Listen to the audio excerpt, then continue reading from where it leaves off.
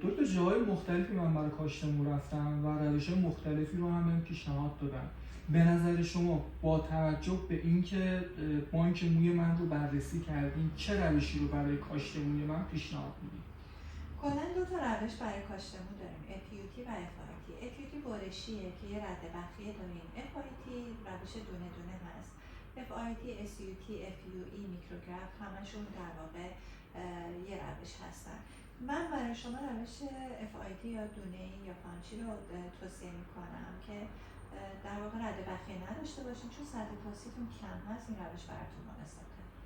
دوره وقاحتش چقدره و اینکه من آیا سر کار میتونم برم بعدش یا نه؟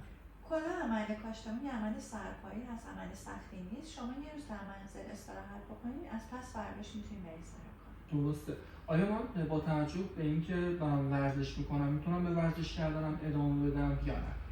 کلا ورزش‌های سبک مثل پیاده روی مجاز هستیم که انجام بدیم، ولی ورزش سنگین مثل باشگاه یا کوهنوردی تا 20 روز بهتر که انجام نشه. مراقبت بعد از کاشت چجوریه و من باید چیکار کنم؟ اینم سوال خوبی بود، چون یکی از در واقع مسائل مهم در کاشت مو مراقبت‌های بعد از عمل است. تا 2 هفته مراقبت داریم. مراقبتی سخت نیست ولی دقت میخواد.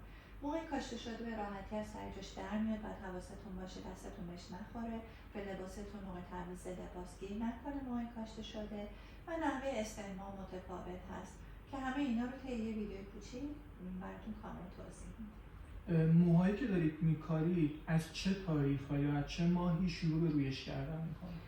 کلا موهایی که براتون میکنیم 2 هفته هست رو سرتون، بعد میریزه. از ماه حدوداً 3-4 شروع به رشد میکنه و 3-4 ماه هم طول میکشه که رشدش کامل بشه.